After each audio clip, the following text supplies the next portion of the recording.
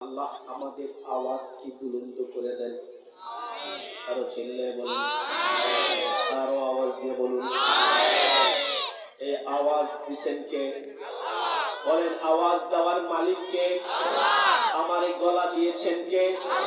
আমাদের কণ্ঠ দান করেছেন কে? আল্লাহ বলেন, আর-রহমান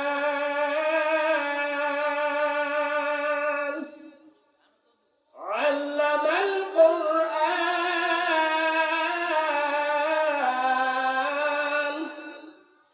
খালাকাল ইনসান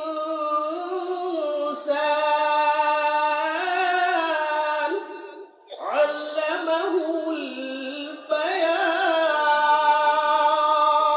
আল্লাহু আকবার। আর-রহমান, রহমান কে? আল্লাহ। চিল্লায়ে বলেন আল্লাহ। আর-রহমান আল্লামাল কুরআন। আল্লাহ বলেন, রহমান আমি, তোমাদেরকে আমি কোরআন শিক্ষা দিয়েছি। সুবহানাল্লাহ। বলেন তো, কোরআন শিক্ষা দেয় কে? কে দিয়েছেন? আল্লাহ দিয়েছেন। আল্লামাল কুরআন খালাকাল ইনসান।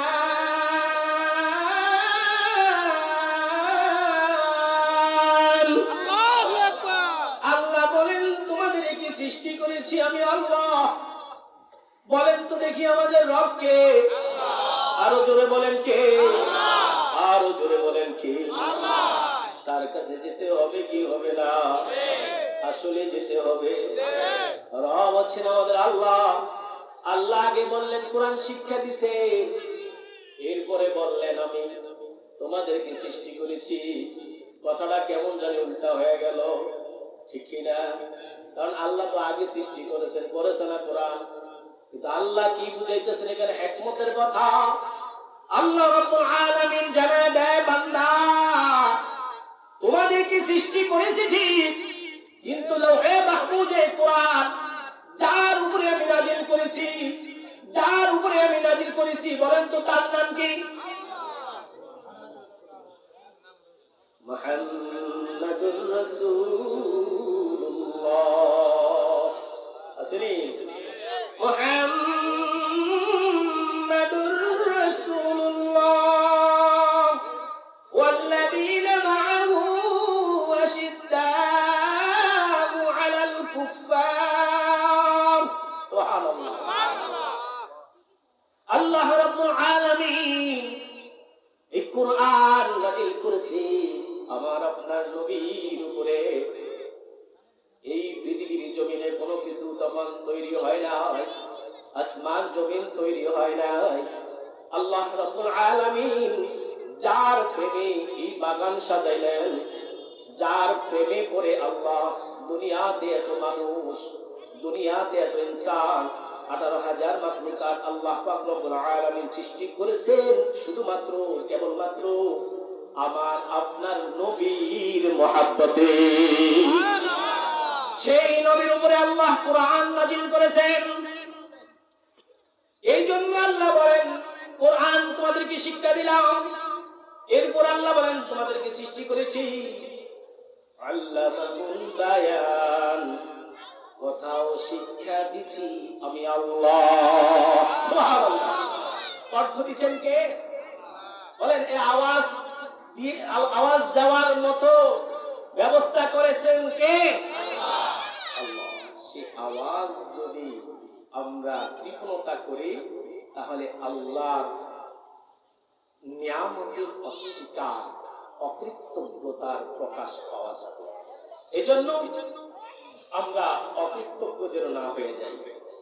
আজকের বয়ান, আমার আলোচনার বিষয়বস্তু হলো নিয়ামতের শুকর। নিয়ামতের কি? চিল্লায় বলেন।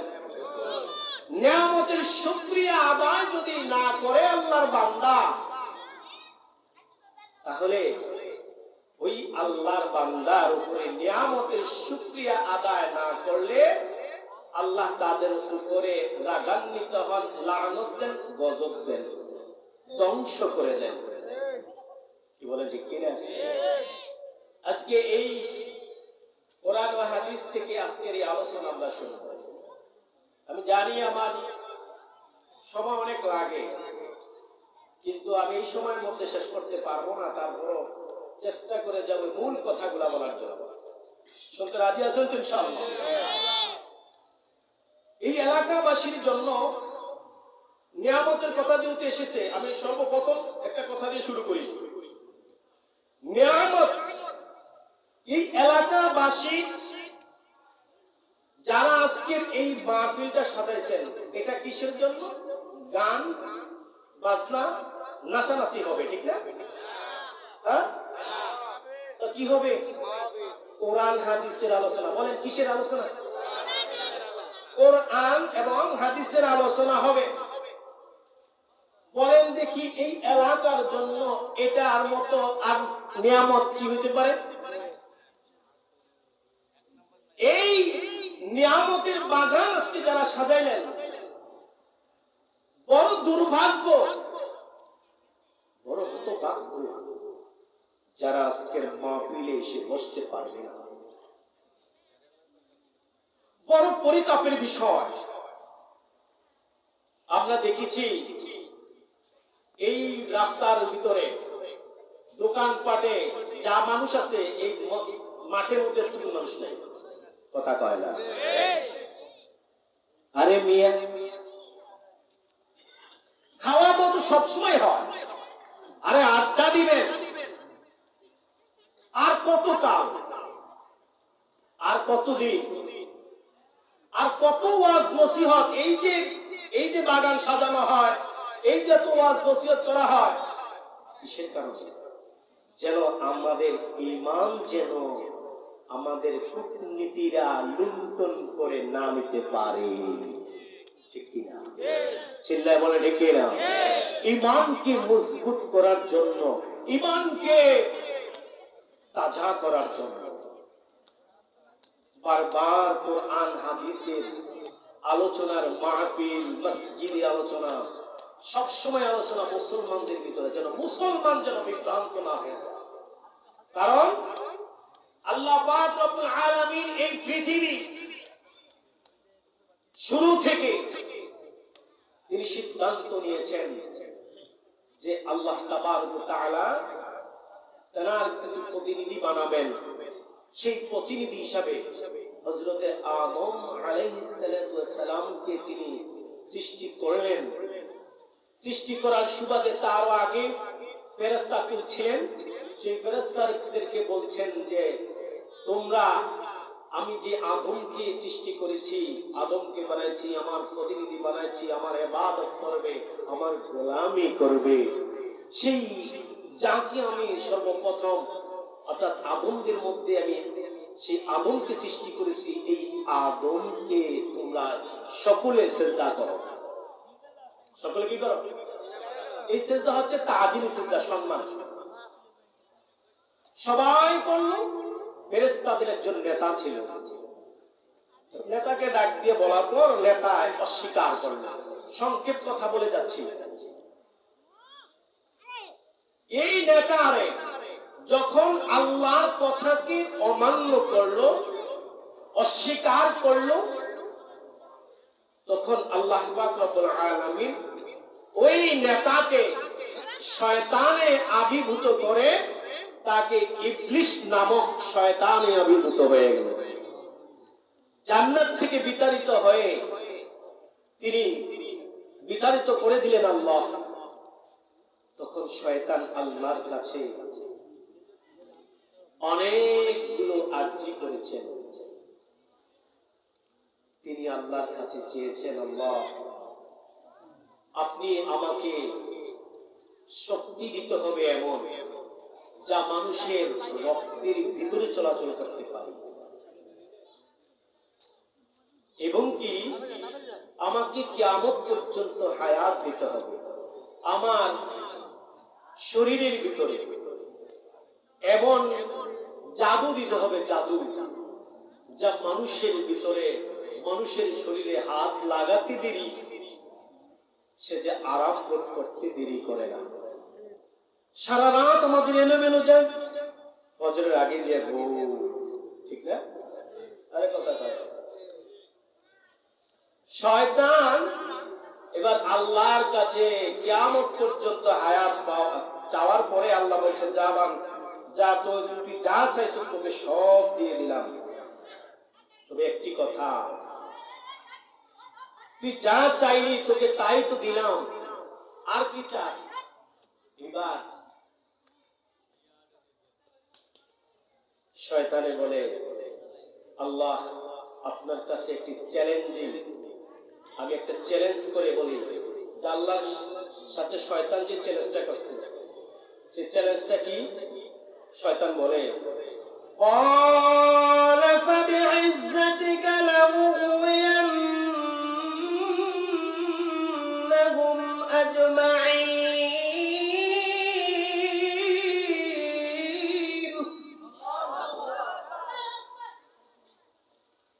আল্লাহু আকবার। ধ্বনি আরো বড় হতে হবে, কারণ মুমিনের কাছে যখন কোরআন তেলাওয়াত করা হয় আল্লাহ বলেন তখন ওই মুমিনের ঈমান বেড়ে যায়।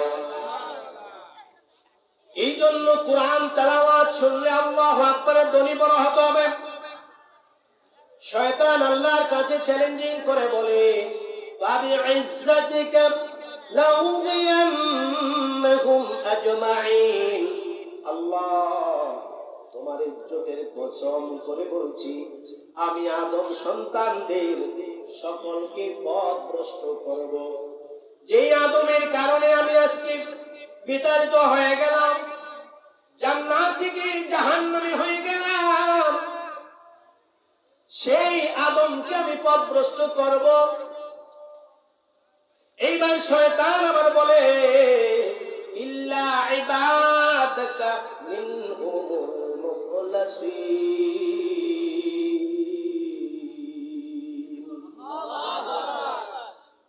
শয়তান বলতেছে, আল্লাহ তবে যারা মুখলিস বান্দা, একনিষ্ঠ বান্দা, যারা আপনার একনিষ্ঠ বান্দা, ওই বান্দাগুলোকে আমি পথভ্রষ্ট করতে পারবো না। সুবহানাল্লাহ। শয়তান যে আস্ত মানুষের পিছনে লেগে আছে, আজকে আল্লাহর কত বান্দাগুলোকে পথভ্রষ্ট করছে। বন্দে আলী হাজীবাড়ির জামে মসজিদের সামনে মাহফিল, আজকের মাহফিলে বসলে বান্দার হাজার হাজার গুনাহ মাফ হয়ে যাবে। আল্লাহ বান্দাগুলা সমস্ত সগীরা কবিরা গুনাহ থেকে বেঁচে থাকবে। আল্লাহর বান্দাগুলা পয়সা থেকে বেঁচে থাকবে। আজকে রাতের জন্য আল্লাহর বান্দাগুলা সমস্ত অপরাধ থেকে বেঁচে থাকবে। আর যদি আখিরি মুনাজাতে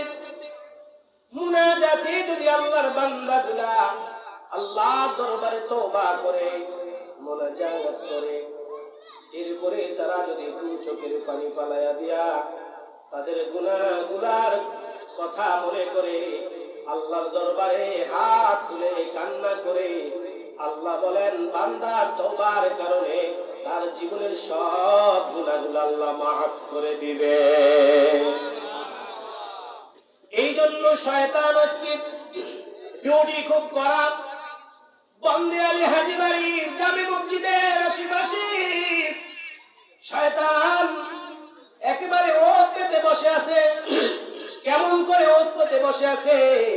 আল্লাহ তাবারক ওয়া তাআলা সূরা আরাফের 16 এবং 17 নম্বর আয়াতের মধ্যে সেই কথাগুলো তুলে ধরেন।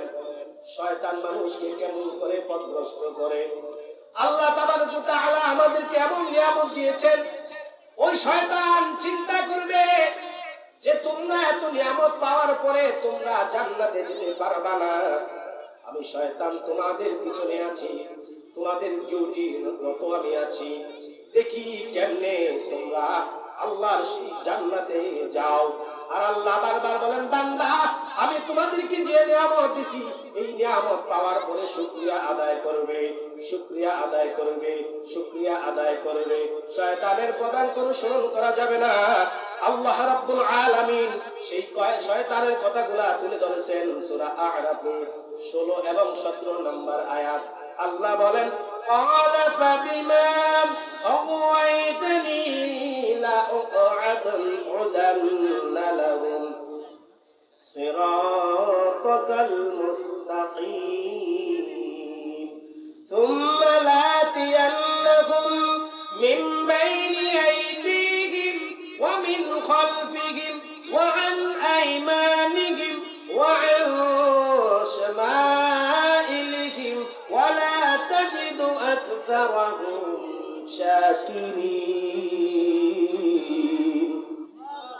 আর জোরে বলেন না।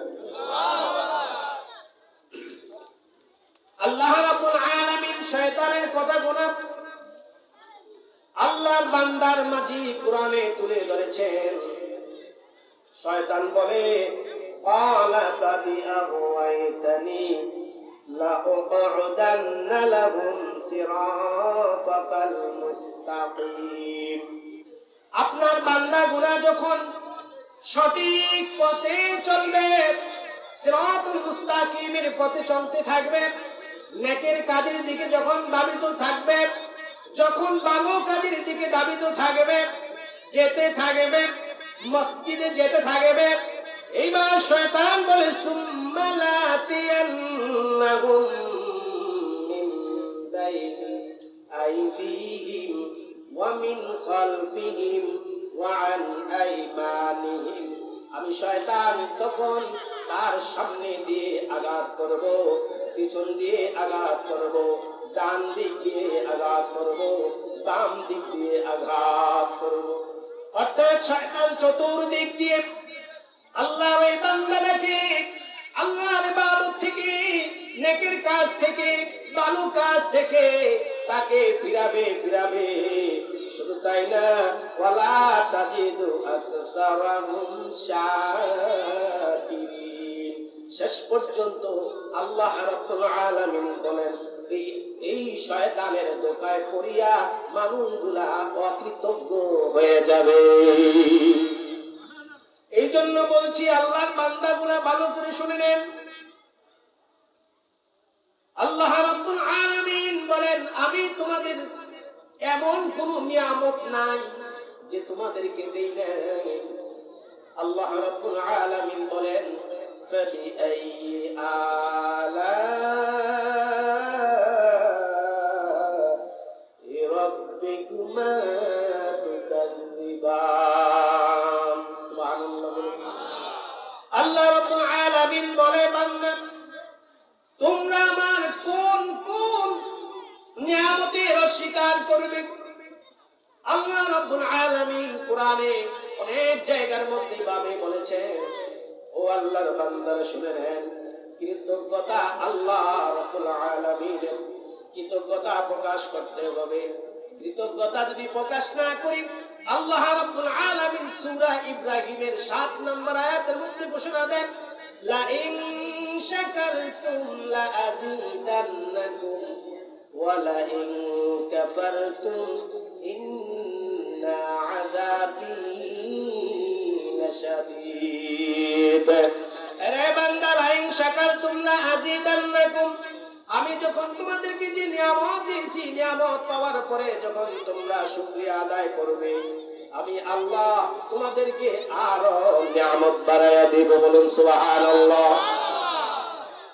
আল্লাহ শুকরিয়া আদায় করলে নিয়ামত দেন কে? জোরে বলেন, কে দেয়? শুকরিয়া আদায় করলে নিয়ামত দেয়। আলহামদুলিল্লাহ। ভালো থাকলে আলহামদুলিল্লাহ, খারাপ থাকলো আলহামদুলিল্লাহ, খাইলো আলহামদুলিল্লাহ, না খাইলো আলহামদুলিল্লাহ, সুস্থ থাকলো আলহামদুলিল্লাহ, আর অসুস্থ থাকলো বলুন তো আমরা কি বলবো? চিল্লায়া বলেন আলহামদুলিল্লাহ। বললে আল্লাহ বলে, আমি তার নিয়ামত বাড়াবো। ওরে নবীর উম্মত, যখনই আমরা আল্লাহর শুকরিয়া আদায় করব, আল্লাহ সারাদিন খেতে পারি নাই, শুকরিয়া তোমার দরবারে। আল্লাহ কাজ নাই, শুকরিয়া তোমার দরবারে। ও আল্লাহ, এবার আমার ধান গাছের দান হয় নাই, শুকরিয়া তোমার দরবারে। আল্লাহ আম গাছের আম হয় না, শুকরিয়া তোমার দরবারে, ঠিক কি না? এই শুকরিয়া যারা আদায় করবে আল্লাহ বলেন ও আমার বান্দা তোমাদের নিয়ামত বাড়াবো আমি। সুবহানাল্লাহ বলেন। এই জন্য নিয়ামত বাড়াবে আল্লাহ, এই কথার উপরে বিশ্বাস থাকতে হবে 100 ঠিক কিনা? আল্লাহর উপরে যদি বান্দার বিশ্বাস না থাকে তাহলে কাফেরের আর মুশরিকের সাথে তফাৎ থাকলো না। মুমিনদের বারবার খালি আল্লাহর শুকরিয়া আদায় করতে হবে, ঠিক কিনা বলেন? ও নবীর উম্মত, আল্লাহ বলেন ইন্না আযাবি লাশাদীদ, যারা শুকরিয়া আদায় করবে না আযাব চলে আসবে। বনি ইসরাইলের একটি ঘটনা শোনায়া দেই। বনি ইসরাইল বুখারী শরীফের মধ্যে আসছে 34-64 3464 নম্বর হাদিসের মধ্যে আসছে। হাদিসে কুদসিটি অনেক লম্বা, তবে ঘটনাটা বলে দেই। বনি ইসরাইলের 3 ব্যক্তি 3টি রোগ তাদের ছিল। কয়টা রোগ? আমার দিকে তাকান, কয়টি রোগ? যে আওয়াজ দেয় লাগে নারায়ে তাকবীর, আল্লাহু আকবার, নারায়ে রিসালাত, ইয়া রাসূলুল্লাহ, বাগাতি হুজুরের আগমন। বনি ইসরাইলের 3 ব্যক্তির 3টা রোগ। এই কথা বলে শেষ করেছে। বনি ইসরাইল ওই রোগ কয়টা? ধরে কোন আজ যে দুনিয়া দেবেন ওয়াজ বেশি না উল্লেখ করা। বনি ইসরাইলের 3 ব্যক্তির রোগ কয়টা? 3টা। প্রথম ব্যক্তির রোগ হচ্ছে, তিনি হচ্ছেন কুষ্ঠ রোগী, শ্বাস রোগী। 2 নাম্বার ব্যক্তি হলো টাক মাতা। কি মাতা? আর 3 নম্বর জন হচ্ছে অন্ধ। তাহলে 1 নম্বর ব্যক্তি কি? কুষ্ঠ রোগী, রোগে জর্জরিত। এবার আল্লাহ তাবারক ওয়া তাআলা তাদেরকে নিয়ামত দিবেন। নিয়ামত, ওই নিয়ামত দিয়ে দেখবেন আল্লাহ ওই 3 বান্দা আল্লাহর কেমন শুকরিয়া আদায় করে। নিয়ামত হিসাবে আল্লাহ রাব্বুল আলামিন একজন ফেরেশতা পাঠাইলেন। ফেরেশতা পাঠাইয়া তিনি ওই মানুষগুলার কাছে আল্লাহ রাব্বুল আলামিন পাঠাইলেন। আল্লাহ রাব্বুল আলামিন ফেরেশতাদেরকে পাঠানোর পর ওই ফেরেশতা সর্বপ্রথম ওই কুষ্ঠ রোগীর কাছে গেল। আমি একজন আল্লাহর পক্ষ থেকে ফেরেশতা এসেছি, তোমাকে তোমার চাওয়া অনুযায়ী তোমার কোনো কিছু চাওয়া আছে কিনা? বলে হ্যাঁ, চাওয়া তো আছে। বলে কি? বলে এই রোগের কারণে আমি বাড়ির থেকে বের হইতে পারি নাই, লোকে আমাকে ভালো বেশি একটা জানে নাই, আমি লজ্জা পাই। কি করতে হবে? আমার রোগ যদি আল্লাহ রাব্বুল আলামিন ভালো করে দেন, এটা যদি আমাকে ভালো হয়ে যায় তাহলে আমি আল্লাহর কৃতজ্ঞতা স্বীকার করব। আল্লাহ রাব্বুল আলামিন ওই ফেরেশতাকে যে পাঠালেন, ওই ফেরেশতা তার হাত ওই মানুষটার গায়ে যখন হাত বুলায় দিলেন, দেওয়ার সাথে সাথে কুষ্ঠ রোগীর রোগ ভালো হয়ে গেল। ফেরেশতা জিজ্ঞেস করলো আর কিছু চাই? বলে হ্যাঁ। বলে কি? বলে আমি একটি ওট চাই। কি চাই? জিব্বা বলেন। একটি ওষ্টি দিয়ে দিলেন, একটি ওষ্টি দিয়ে দিলেন এবং বরকতের জন্য দোয়া করে দিলেন। চলে গেলেন। এইবার টাক মাতার কাছে। আমাদের দেশের টাকওয়ালা মানুষ বড় দামি মানুষ, ঠিক না? ওমা কথা কয় না। বনি ইসরাইল লোকেরা টাক কইলে ওরা লজ্জা পায়, শরম পায়। আর আমগো দেশের টাকওয়ালারা মনে করো ওরা কোটিপতি, ঠিক না? আবার অনেকে চুল চাইছা তারা টাককে। এই চক্ষু যদি আমি ভালো হয়ে যেত তাহলে আমি সুন্দর পৃথিবীটা দেখতে পারতাম। ফেরেশতার চোখের মধ্যে হাত দিতে দেরি, চোখ ভালো হইতে দেরি হয় না। আরো জোরে বলেন।